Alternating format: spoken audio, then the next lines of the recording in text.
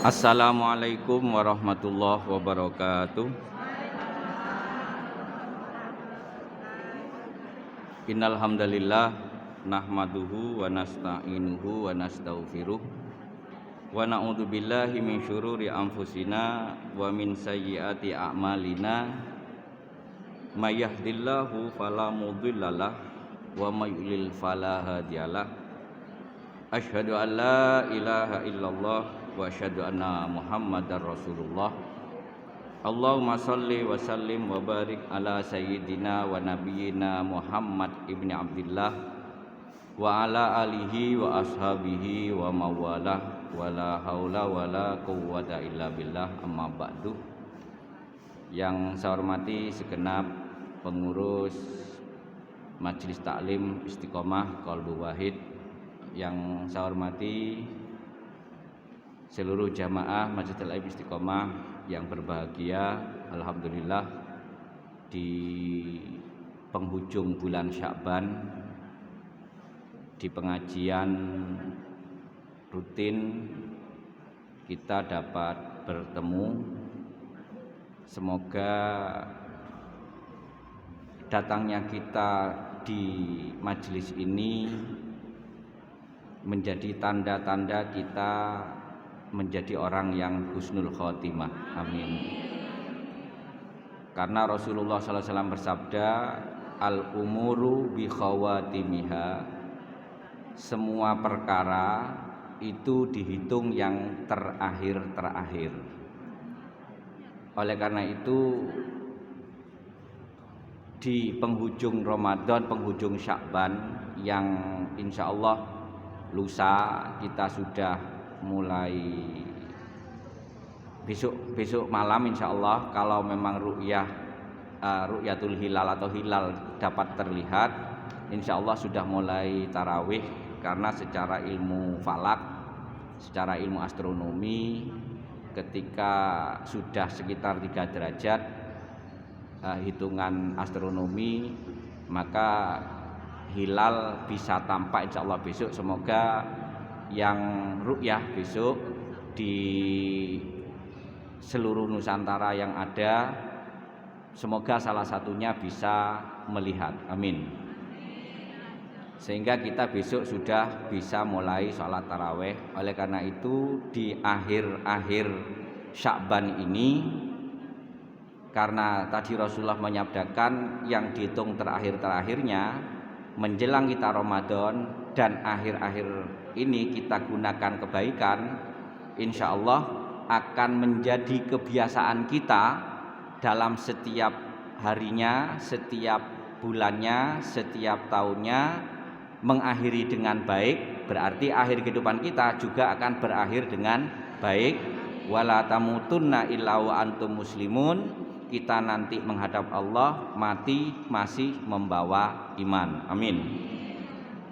Salawat salam semoga tetap tercurahkan pada panutan kita Nabi Muhammad SAW. Semoga kita bisa mengikuti jejak beliau dan mengharapkan syafaatnya kelak di hari kiamat. Amin ya rabbal alamin. Ibu-ibu yang saya hormati, sebelum kajian Al-Hikam ini dimulai,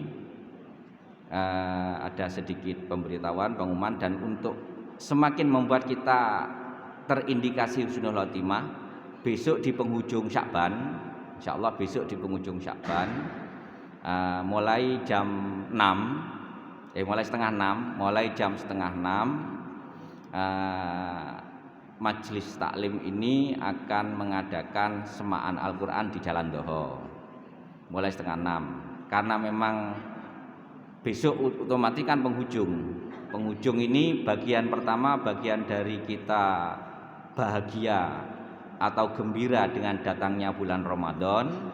Man fariha biduhuli Ramadana haramallahu jasadahu alan niron. Barang siapa yang gembira dengan datangnya bulan Ramadan, maka Allah mengharamkan jasadnya dari neraka.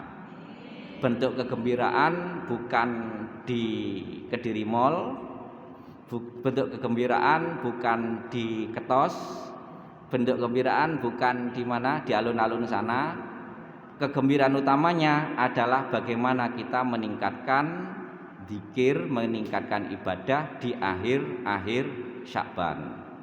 Karena salah satu ibadah yang terbaik adalah qiraatul Quran. Sabda Rasulullah, afdalu ibadati ummati qiraatul Quran. Bacaan atau paling afdalnya ibadah umatku adalah membaca Al-Quran.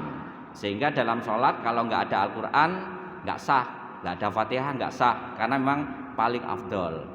Keafdalan ibadah ini kita lakukan apalagi di akhir-akhir Ramadan, di akhir-akhir Sya'ban menjelang Ramadan, bagian dari kegembiraan kita menyambut Ramadan. Insya Allah Al-Quran akan memberikan syafaatnya ke kita dari kiamat sehingga selamat dari neraka. Amin. Ibu-ibu yang saya hormati, masih mukaddimah, belum melanjutkan kajian kitab Al-Hikam. Ada satu negeri, di negeri kecil paling sebesar setengahnya Jawa Timur, di sampingnya Maroko, di Afrika sana, namanya Mauritania. Negeri ini mengadakan pemerintahnya punya program Quran masif, mirip sinilah, hanya saat bahasanya beda. Quran masif artinya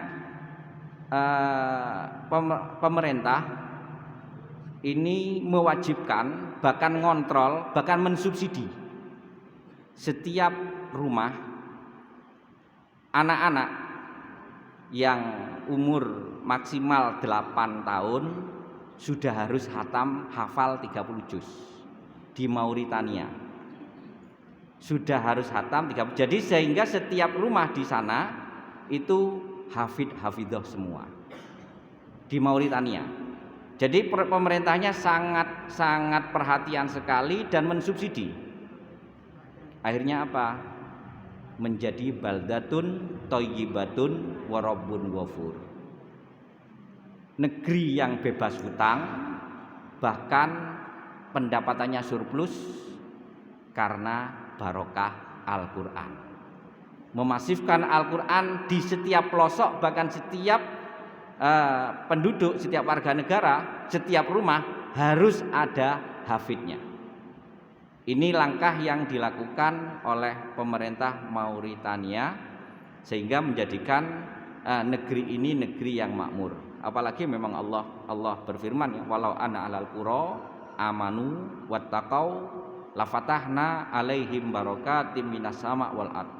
Seandainya penduduk satu negeri, satu kampung, satu kota, jadi tidak harus seluruh negeri, satu kampung, satu kota, amanu, penduduknya ini beriman, wattaqau, dan bertakwa. Salah satu realisasinya adalah memasifkan Al-Quran misalnya, lafatahna alaihim barakatim minas sama wal ard, maka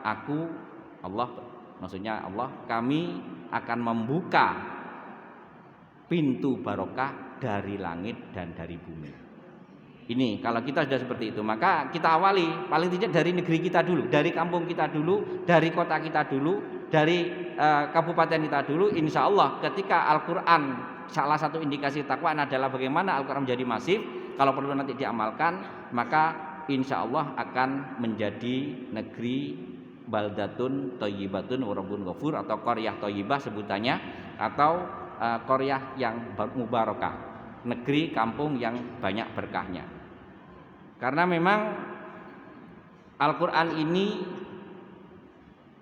inna nahnu nazzalna dzikra wa inna lahu lahafidun. Firman Allah, aku menurunkan Al-Quran dan aku menurunkan Al-Quran ini dan sekaligus aku menjaganya. Ini firman Allah. Artinya ketika Allah menjaga Al-Quran, otomatis menjaga orang yang menjaga Al-Quran.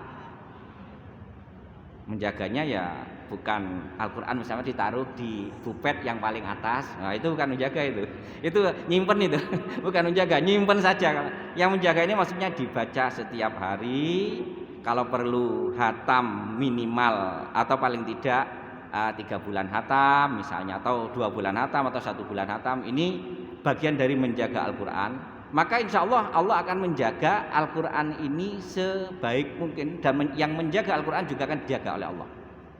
Dan Al-Quran mukjizat Rasulullah yang terbesar, mukjizat Rasulullah yang terbesar, sehingga bukan hanya sekedar dinikmati oleh Rasulullah mukjizat itu, tapi sekaligus bisa dinikmati oleh umatnya. Ini Al-Quran. Kalau kita melihat mukjizat Rasulullah itu ya karena Al-Quran semua dan diceritakan di dalam Al-Quran. Ini mukjizat seluruh nabi yang ada itu semua ada pada Rasulullah. Ini dari mukjizat. Salah satu contoh Nabi Isa. Mukjizatnya beliau seorang dokter serba bisa. Sampai bisa menyembuhkan orang buta tanpa operasi. Rasulullah juga mengalami seperti itu. Ada 2 hadis, salah satunya ada seorang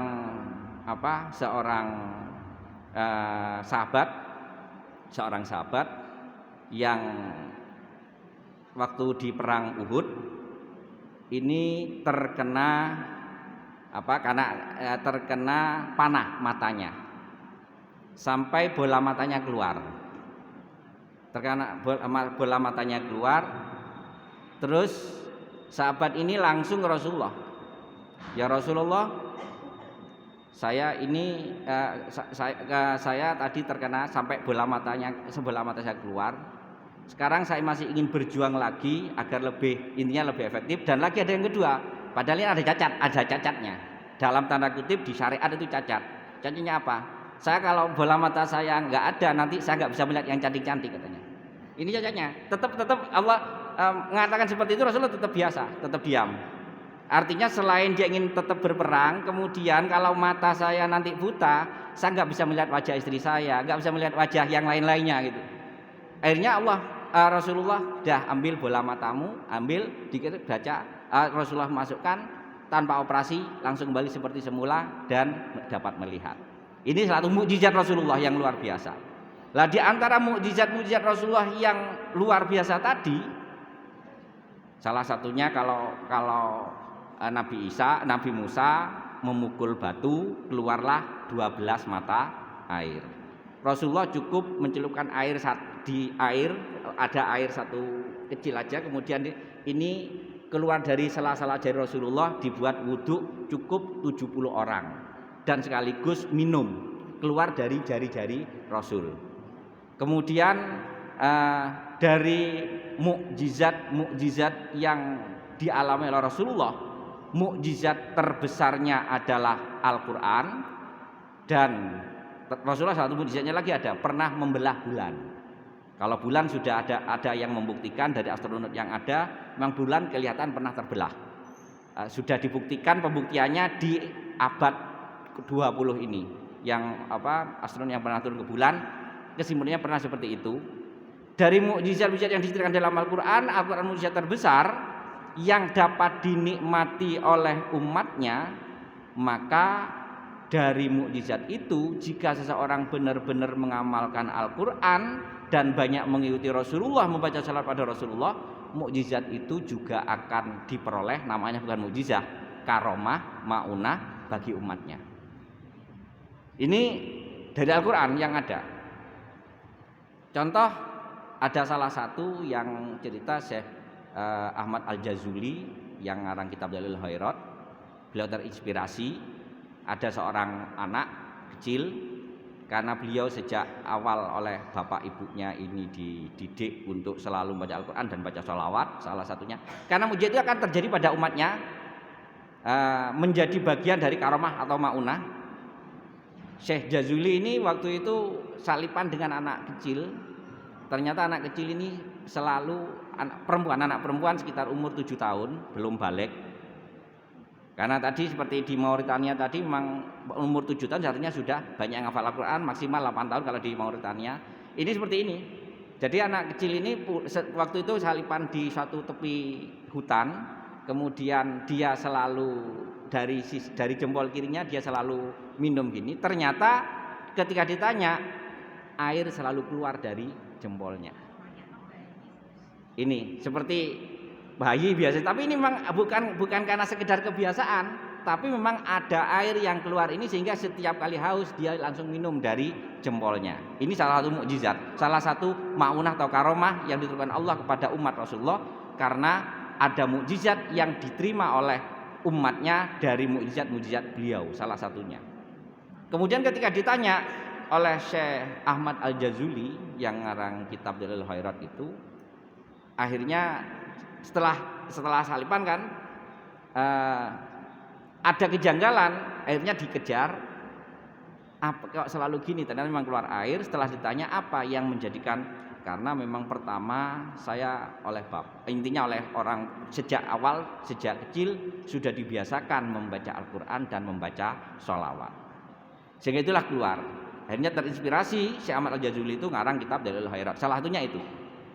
Artinya mukjizat ini Al-Quran itu dijaga keautentikannya dan tidak akan berubah sampai akhir zaman. Tapi Al-Quran bisa mengubah nasib manusia di akhir zaman.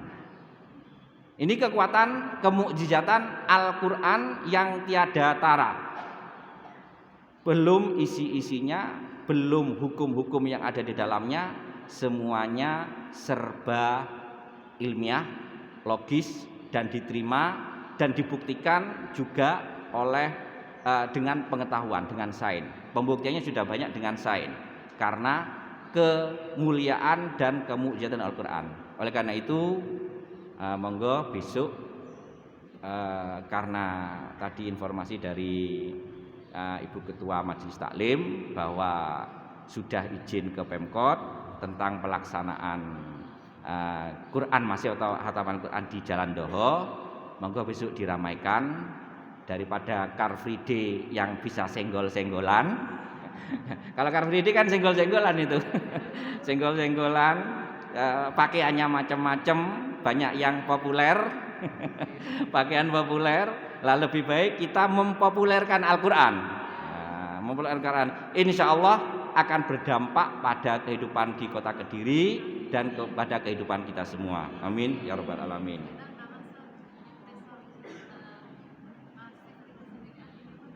Masif itu meratakan. Masif itu berarti kalau perlu setiap kampung, setiap rumah harus kenal Al-Quran, harus bisa baca Al-Quran, itu masif. Jadi dalam kamus bahasa Indonesia itu masif itu ya sudah merata seluruhnya, itu masif. Ibu-ibu yang saya hormati, berdasarkan Al-Quran itulah akhirnya Rasulullah Sallallahu Alaihi Wasallam bukan hanya menerapkan syariat, bukan hanya mengajarkan fikih, bukan hanya sekedar mengajarkan akhlak lahir bagaimana kita bersikap.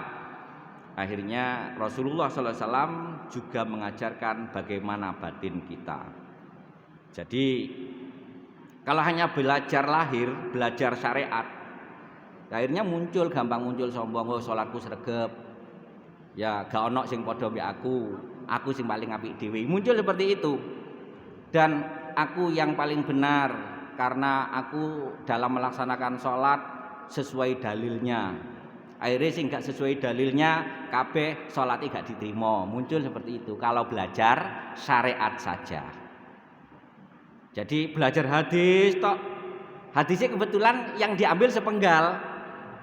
Shollu kama ra'aitumuni usolli, sholat kayak seperti aku, engkau melihat aku sholat. Pokoknya apa yang dilakukan Rasulullah, lah sudah itu. Habis itu padahal kita taunya sholat dari para ulama, nggak tahu Rasulullah seperti apa. Sehingga seolah-olah dia harus seperti ini, akhirnya menyatakan sholat saya yang paling benar itu yang bahaya. Kalau hanya belajar syariat. Begitu pula akhlak Rasulullah. Akhlak Rasulullah ngapunten. Pakaian cingkrang. Ngapunten gini ya, ngapunten. memakai cingkrang itu memang Rasulullah sallallahu alaihi wasallam menyabdakan man jarrah izarahu tahtal qadamaini huyala'a la yadurullahu ila yaumal qiyamah. Allah tidak akan melihat seseorang yang memanjangkan sarungnya, laki-laki maksudnya, sampai di bawah polok, tapi huyala'a dengan rasa sombong maksudnya. Ini akhlak-akhlak Rasulullah. Artinya jangan diambil mentahnya pokok legak cingkrang bid'ah, itu bahaya. Legak cingkrang bid'ah, jadi celananya atau sarungnya sampai di bawah polok dianggap bid'ah, ini bahaya. Karena apa? Karena ternyata ada hadis lain.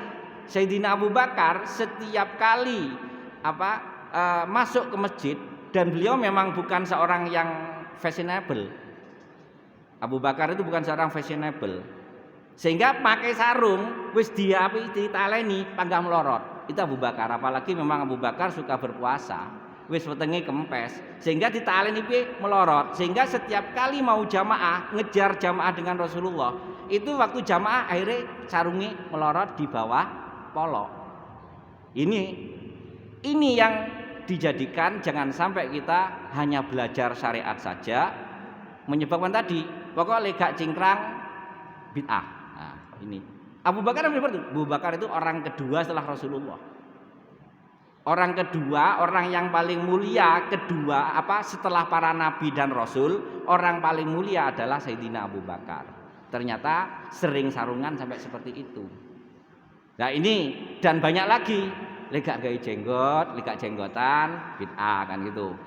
Padahal ketika melihat asbabul wurud hadis itu, saat itu orang Yahudi, ini cerita sebelum masuk ke Al-Hikam. Orang Yahudi saat itu senang memelihara jenggot saat itu. Orang Yahudi, orang kafir senang memelihara senang klimis. Orang Yahudi saat itu senang klimis. Jadi suka mengerok jenggotnya saat itu dalam perang agar bisa membedakan mana umat Islam dan tidak, sehingga umat Islam diperintah untuk memelihara jenggotnya. Ini penyebab awalnya. Lah sekarang sehingga jenggot wong Yahudi wakeh, orang Barat yang pakai jenggot akeh itu, sehingga asbabul wurud ini harus diperhatikan. Kalau kita melihat kudu cingkrang, saiki celana Hawaii semuanya cingkrang. Singgawe turis Jepang, turis Amerika yang semuanya yang cowoknya pakai celana Hawaii yang di atas lutut, di atas polok, di bawah lutut itu kan celana cingkrang. Kalau kiai-kiai dulu namanya celana bidayah. Celana bidayah seperti itu. Terus pasangan turis yang ceweknya pakai celana pakai cingkrangan, sing wedoke luwih cingkrang meneh. Nah, itu kan bahaya kan. Sehingga akhirnya tasabbuh biqaumin, kalau itu cingkrangan seperti itu akhirnya malah tasabbuh dengan orang-orang turis. Nah, ini bahayanya. Oleh karena itu kita kembali syariat monggo kita lakukan semaksimal mungkin, sebisa mungkin apa yang pernah kita ketahui dari guru-guru kita lakukan. Insya Allah tetap itu benar karena ada sanadnya. Asal berguru, bukan ngatuk. Ngaji dari YouTube. Meskipun ini di YouTube kan. Maksudnya ngatuk sekedar melok ngaji nemu, akhirnya bisa menyesatkan. Makanya ngaji harus ada sanadnya. Harus ada sambungan gurunya dari misalnya ke saya guru saya sampai nyambung ke Rasulullah. Intinya itu. Bukan ngatuk, bukan tanya ke Mbah Google dan semacamnya. Intinya itu.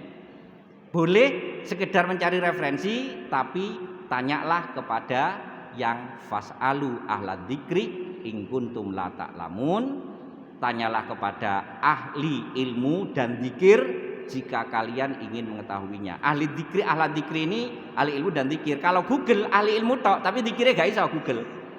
Apalagi YouTube gak bisa zikir, bisanya dari ilmunya tok. Dicari-cari ya pas genah, pas enggak genah, keliru, itu bahaya.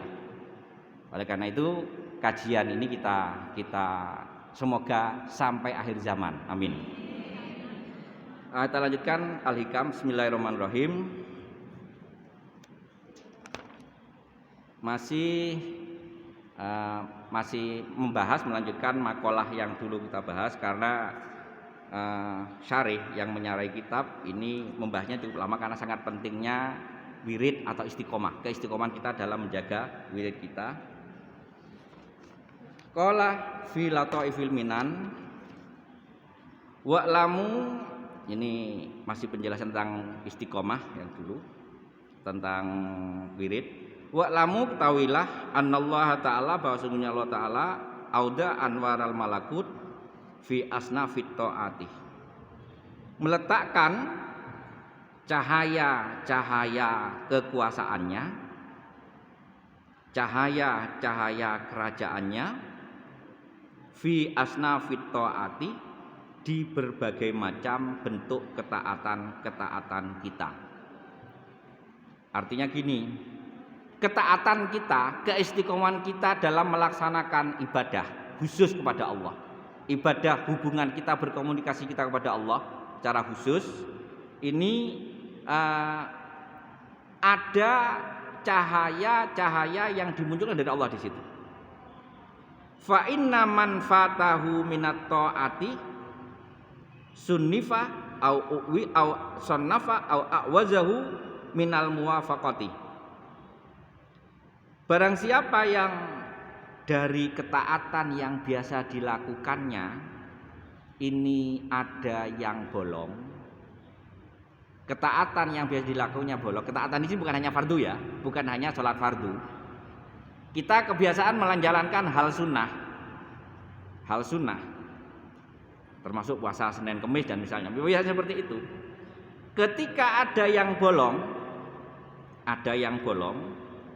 maka Allah akan memalingkan cahaya itu dari menemui orang itu.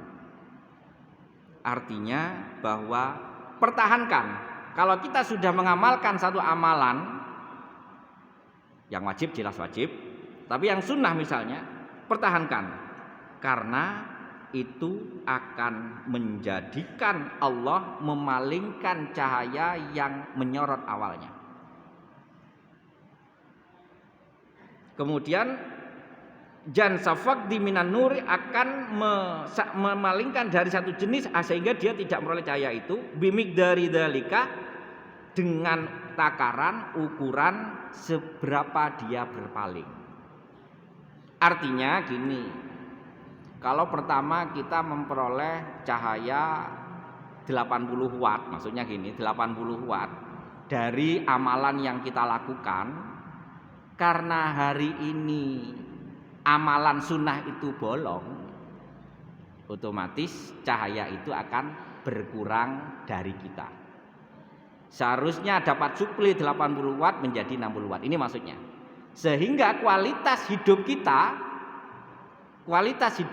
dalam menjalani hidup ini, lahir batinnya juga akan berkurang. Ini makanya di surat Toha Allah mengingatkan, man a'rado an dzikri fa innalahu ma'isyatan dongka. Barang siapa yang berpaling dari aku, fa innalahu ma'isyatan dongka, maka dia akan memperoleh kehidupan yang sempit. Maksudnya di sini, dari kebiasaan kita menjalankan ibadah istiqomah, secara istiqomah, kita sedikit berpaling, maka akan dikurangi keluasan hidup kita, akan menjadi lebih sempit. Ini berkurang keistiqomahnya. Begitu pula seharusnya kita, makanya kalau para wali itu, kalau Rasulullah ya jelas, kalau Rasulullah di sabda beliau, ainani tanamani, kalau kedua mataku bisa tidur, tapi wa qalbi la yanamu, tapi hatiku tidak pernah tidur. Selalu ada Allah di hati beliau, meskipun saat kita benar, saat Rasulullah benar mata terlelap, tapi hati tidak pernah terlelap. Kalau kita wong mata enggak terlelap, hati sering terlelap kok. Ini makanya kita untuk memperoleh seperti itu, kita awali, kita mencoba terus menjaga keistiqomahan yang ada. Lah, kalau kita sedikit berpaling, jadi sedikit berpaling, seberapa kita berpaling, disitulah Allah akan mengurangi cahaya itu. Termasuk Di sini fa innalahu ma'isyatan dongka, dia akan berada kehidupan yang sempit. Kadang-kadang tanpa terasa hati gundah. Sing digundahi apa? Kadang-kadang muncul seperti itu. Ini berarti kita saat itu berpaling dari Allah, meskipun sedikit. Terus kadang-kadang kita sudah jalan hati-hati, atau mungkin sedang masaknya sudah hati-hati, sudah hati-hati, tanpa terasa kesenggol panci kena panas misalnya. Kita berusaha hati-hati. Itu jangan nyalakan kadang-kadang ada orang di dekatnya. Ojo dijak ngomongan tuh aku. Kadang-kadang itu. Misalkan orang di dekatnya, kadang-kadang sudah aku mbelek panci dipindah loh macam-macam. Jadi kambing hitam orang, ini yang bahaya. Kita paling tidak evaluasi, berarti kita saat itu sedang berpaling dari Allah, sehingga cahaya Allah yang seharusnya 100% membuat kita selamat, nggak kena panci panas, akhirnya kena panci panas. Kembali dari kita. Fa innalahu ma'isyatan dongkah, maka dia akan oleh kehidupan yang sempit apapun.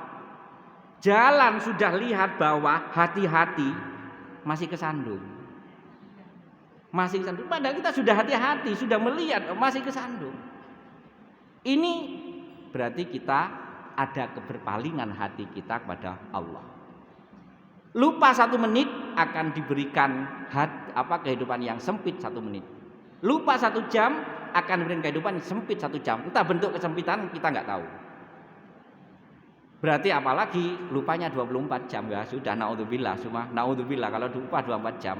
Nah, ini berarti 24 kali seterusnya, bahaya kalau ini. Maka kembali kita berusaha untuk bisa mempertahankan seperti ini, maka pertahankanlah keistiqomahan kita meskipun dari yang sedikit-sedikit. Yang kita bisa kita pertahankan.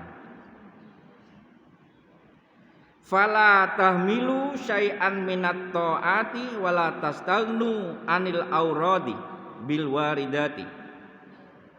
Maka janganlah engkau sia-siakan sedikit pun keistiqomahan dari ketaatan yang telah engkau lakukan. Jangan kau sia-siakan sedikit pun. Wala tastaunau anil aurati bil waridati. Jangan kau kalahkan wiridmu dengan sesuatu yang menimpa tiba-tiba darimu. Maksudnya gini. Kita sudah punya wiridan istiqomah. Tiba-tiba ada job orderan yang datang menumpuk banyak. Ini contoh. Job orderan yang datang menumpuk banyak, sehingga sehari itu asik dengan jobnya. Ini bahaya. Tetap job dilakukan, Allah pasti akan mengatur. Allah itu akan mengatur. Mengatur waktu akan ikut kita, bukan kita ikut waktu.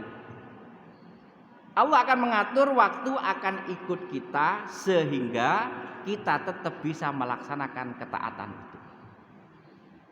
Ini kalau kita sudah punya komitmen, sudah akan bisa mengatur ketaatan itu.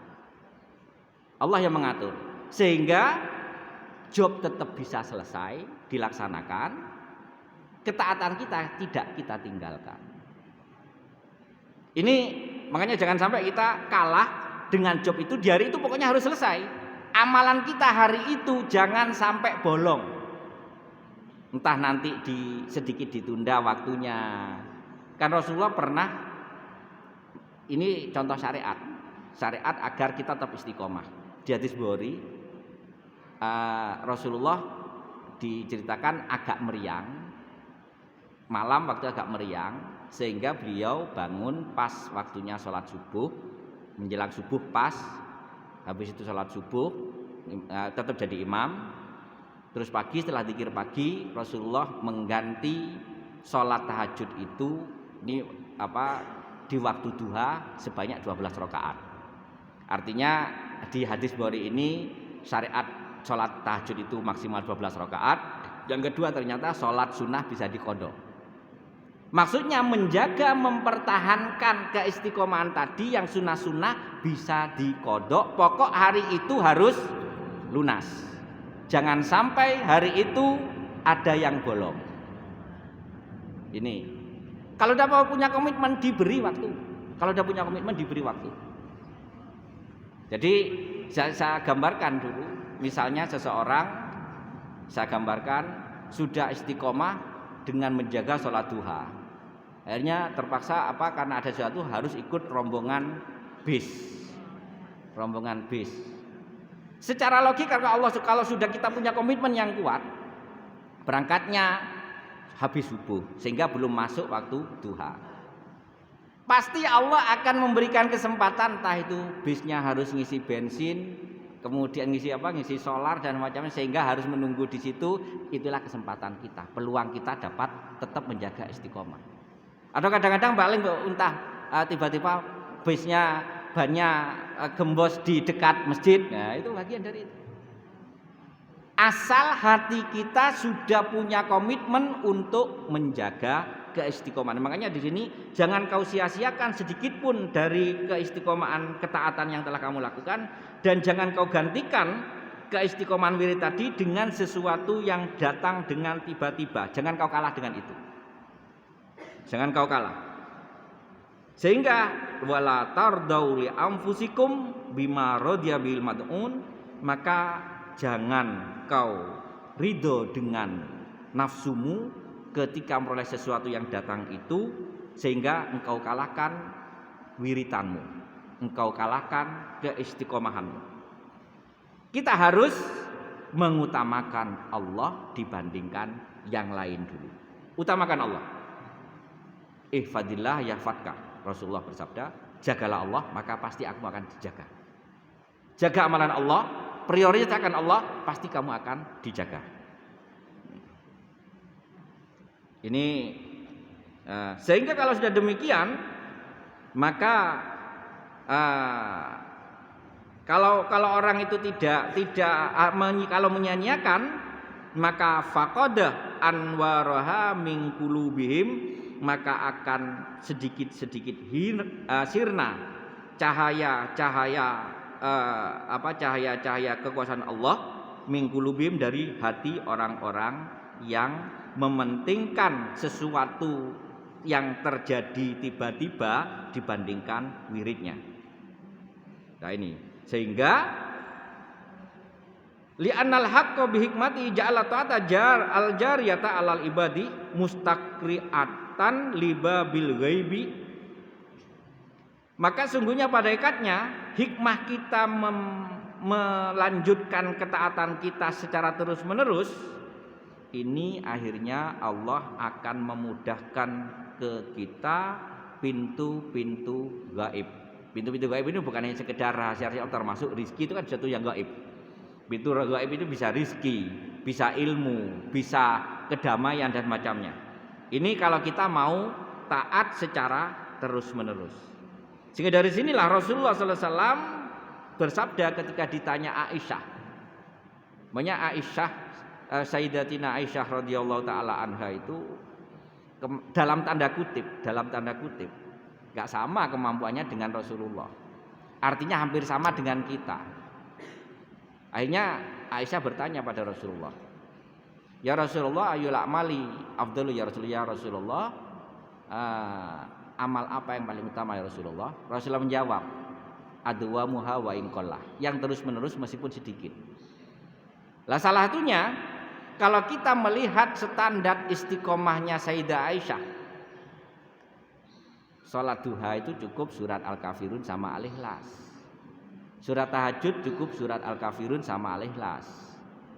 Kalau Rasulullah, Sayyidina Umar, kalau Rasulullah sholat tahajud, rakaat pertama Al-Baqarah, rakaat kedua Ali Imran, rakaat ketiga An-Nisa, ini Rasulullah. Kan itu kan Rasulullah kan. Lah Sayyidina Umar rakaat pertama paling tidak surat-surat panjang, entah surat Yusuf, entah surat Ar-Ra'd, entah surat Ibrahim. Nah, tapi Aisyah standar kita Al-Kafirun sama Al-Ikhlas, sholat apapun itu Aisyah. Al-Kafirun sama Al-Ikhlas. Ini sehingga dari situ, karena memang tahu Rasulullah itu mengetahui kemampuan para sahabat. Kalau Sayyidina Ali, Sayyidina Umar diberi amalan yang berat-berat karena beliau-beliau mampu. Sayyidina Abu Bakar agak ringan tapi dalam menjaganya kuat. Apalagi perempuan, ngapunten. Rasulullah sudah tahu, nggak dalam tanda kutip seolah bukan disikir, seartinya Allah memberitahu kalau seperti Aisyah suruh sholat seperti aku ya nggak bisa. Ini seperti itu. Sehingga di satu saat karena saking tahunya keadaan kelemahan seorang wanita, sepupu beliau Ummu Hani itu, ya Rasulullah, ini uridu an usolliya ma'aka. Ya Rasulullah, aku sangat ingin sekali sholat bersamamu di Masjid Nabawi, maksudnya di Masjid Nabawi. Ingin sholat jamaah dengan Rasulullah. Sehingga Rasulullah nggak menjawab jangan, nggak menjawab jangan, tapi Rasulullah bersabda, baituki khairun laki, rumahmu lebih baik bagimu. Artinya gini, kalau seorang perempuan dipaksa ke masjid istiqomah, bisa suatu saat nggak kuat. Akhirnya Rasulullah menyabdakan, rumahmu lebih baik bagi kamu. Pengen istiqomah ya sudah di rumah terus. Ini salah satunya. Karena pentingnya menjaga keistiqomahan, dicarikan yang ringan-ringan. Kita nggak bisa yang berat-berat. Ini kita masih ya, karena kita standarnya ya sudah, apalagi kita kurun terburuk sekarang. Masa-masa terburuk, masa-masa yang kita untuk bisa maksimal ini kita masih jauh. Ini yang dijelaskan Rasulullah. Oleh karena itu, jaga jangan sampai engkau sia-siakan ketaatanmu meskipun sedikit setiap hari yang kamu lakukan, maka dari situlah kita akan dibukakan pintu-pintu kegaiban oleh Allah, yang macam-macam kegaiban, ya entah rezeki, entah ilmu dan semacamnya. Dan yang kemudian yang berikutnya, mangkoma bitta'ati wal muamalati bisyartil adabi lam yuhtajabil ghaibu anhu. Yang kedua, dalam kita taat menjaga keistiqomahan, maka kita jaga dengan adab, kita jaga dengan tata krama. Maksudnya jaga dengan adab dan tata krama ini, terutama hati, kita tetap istiqomah. Tapi keistiqomahan kita tidak menjadikan hati kita merasa baik, merasa benar, merasa paling lebih dibandingkan yang lain.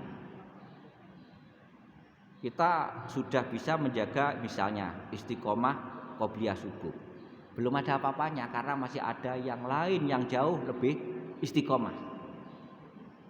Makanya kita nggak bisa menyatakan kita lebih baik. Ketika menjaga istiqomah, kita jaga hati kita, jaga adab kita.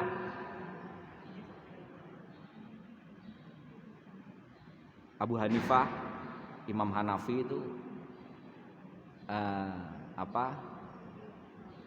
sholat subuhnya, termasuk bukan hanya Imam Hanafi, di satu manaqib Syekh Abdul Qadir Al-Jailani, sholat subuhnya itu memakai wudhunya isya. Memakai wudhunya isya. Jadi Syekh Abdul memakai wudhunya isya. Saya juga sholat subuhnya pakai wudhunya isya, tapi saya jam 3:30. Wah, lupa nggak sholat isya, akhirnya bangun tidur ndang-ndang jam 3 sholat isya, tapi nyambung subuh wudhunya tapi nggak, ya sudah kurang. Artinya Syekh Abdul Qadir Jailani, kemudian Imam Hanafi itu beliau mulai start zikir sholat isya, mulai sholat isya, mulai wudhu sebelum sholat isya, kemudian sholat isya, dan semalam beliau terus zikir. Terus karena zikir, bagaimana nanti menjaga wudhunya? Terus bagaimana syarat tahajudnya misalnya? Ini syarat tahajud kan harus tidur dulu. Cukup dengan tidur duduk. Kalau duduk kan wudhu tidak batal. Jadi cukup dengan tidur duduk 5 menit aja, setengah jam aja sudah sah untuk sholat tahajud, sehingga nggak perlu wudhu lagi sampai subuh. Ini para imam-imam itu. Makanya kalau kita istiqomah sedikit, jaga adab, ojo sok. Kita baik, menjadi orang baik sedikit, jaga adab, jangan sok sudah merasa baik. Kita masih jauh kalau dibandingkan, jangan banding pada Rasulullah, dengan para imam saja. Nah ini. Kemudian kalau kita sudah bisa menjaga adab itu, akhirnya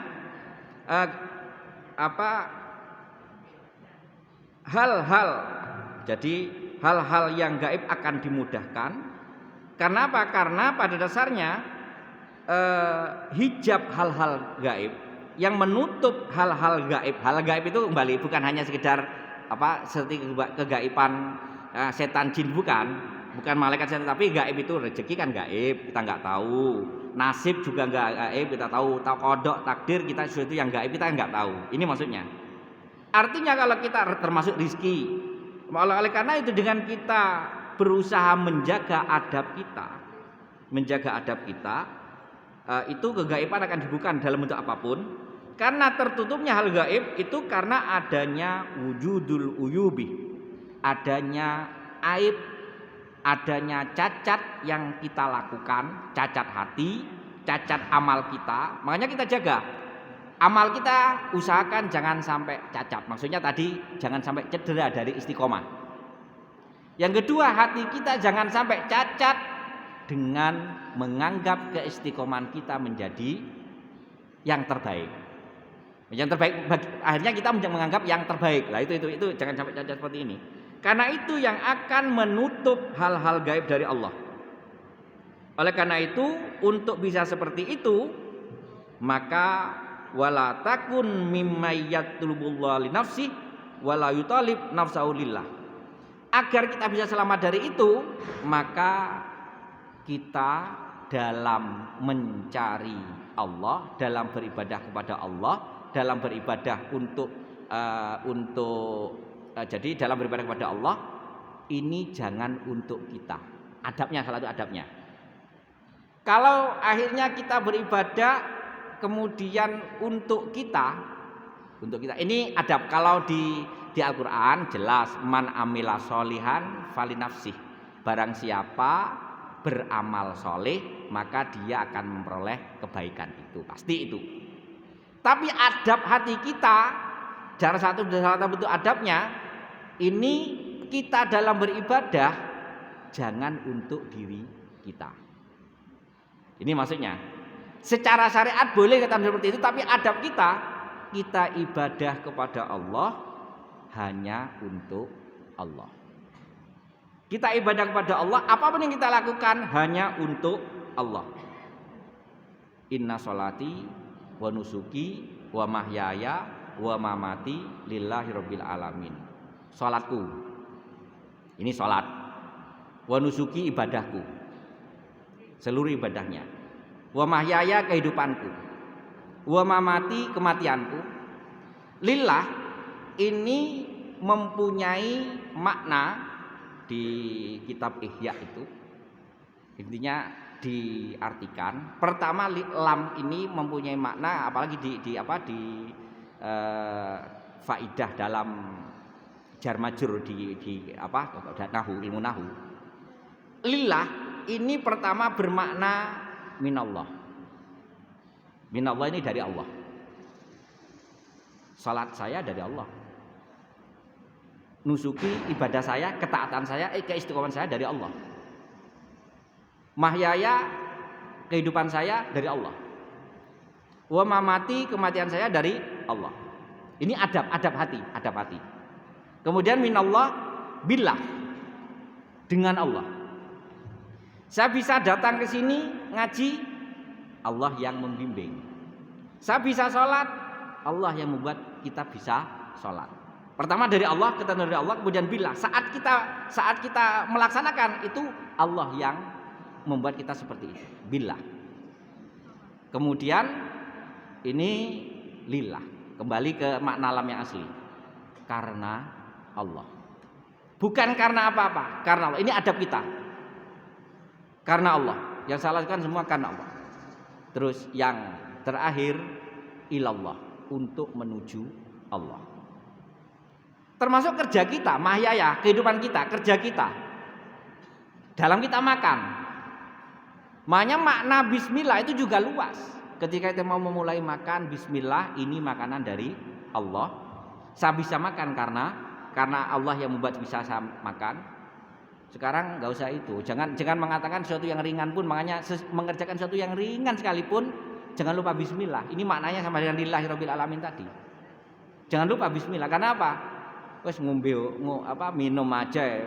Kan ringan minum bismillahirrahmanirrahim. Belum tentu kalau sudah kena radang sini kanjingan, meskipun minum air tetap nggak bisa masuk.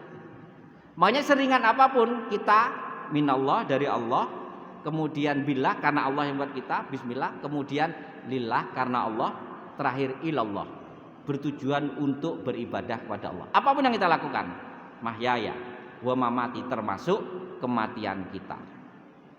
Termasuk kematian kita. Jadi kita siap dengan apapun, minallah, billah, lillah, ilallah.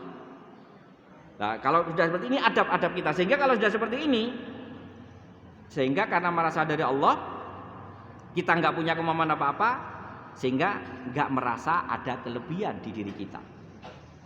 Kita dibimbing sini dengan Allah, kita nggak merasa ada apa-apa, sehingga kita nggak pernah merasa punya kelebihan. Apalagi semua tujuan kita untuk Allah, tidak untuk yang, termasuk dalam mendidik anak, memimpin rumah tangga, mengelola usaha dan lain-lainnya, kembali itu lillahi rabbil alamin. Jangan sampai kita mencari yang lainnya. Karena seperti itu kata ini, fadzalika halul jahilin, seperti itu adalah perbuatan orang-orang yang bodoh. Maksudnya orang-orang yang tidak billah minallah dan tidak memakai adab, itu adalah perbuatan orang yang bodoh, yang tidak faham tentang Allah, tidak faham bagaimana menghadap Allah dan seterusnya. Ini beberapa penjelasan dari syarih yang menyarai kitab. Kalau kita baca banyak hikayah yang di sini, tapi karena waktunya sudah cukup siang, mungkin sebelum ditutup ada yang nanti yang ditanyakan atau didiskusikan, karena memang kalau kita masih banyak beberapa yang memang penjelasannya semua penting untuk semakin membuat kita istiqomah kita semakin mantap. Jadi kalau kita kadang-kadang mungkin beda kalau Rasulullah itu menyampaikan sesuatu singkat, padat, tapi mengena. Kalau karena Rasulullah sudah diikuti dengan hati yang benar-benar bersih, hati yang benar-benar penuh dengan Allah, kemudian hati yang dalam menyampaikan benar-benar ikhlas. Sehingga ketika menyampaikan ditanya Aisyah tentang istiqomah, adwama wa inqallah, ini bisa masuk, sehingga yang disampaikan langsung Aisyah bisa menjalani. Ketika Rasulullah perintah ke salah satu sahabat yang mau berkehendak ingin Islam, Rasulullah cukup menyampaikan aslim taslam, berislamlah maka kamu akan selamat. Tapi kalau seperti kita, seperti saya yang memang hati sudah jauh, ini mata tidur, hati tidur duluan. Mata belum tidur, hati sudah tidur duluan. Kemudian mau ini masih banyak, masih suka berpikir dunia yang macam-macam dan macam-macamnya. Ini menyampaikan termasuk yang ngarang kitab, karena memang jauh yang ngarang kitab, sehingga satu pembahasan ini sampai diulang-ulang untuk meyakinkan, menegaskan hati. Jadi menegaskan hati. Jadi bukan karena kalau sudah saya sudah paham istiqomah, tapi kalau nggak disampaikan lagi, nggak diingatkan, nggak diperkuat dengan penjelasan-penjelasan lebih detail, maka sulit untuk mengangkat. Makanya mursyid seorang yang membina jamaah, ulama-ulama dulu yang membina santrinya, ini tidak bisa hanya sekedar seperti Rasulullah. Rasulullah sudah membina dari hati. Rasulullah sudah membina dari hati, sehingga satu ucapan cukup untuk masuk ke dalam relung hati dan bisa dilaksanakan oleh para sahabat. Ini kalau kita butuh 3, 4 bahkan ratusan ucapan seperti itu. Mungkin ini yang saya sampaikan, semoga bermanfaat. Di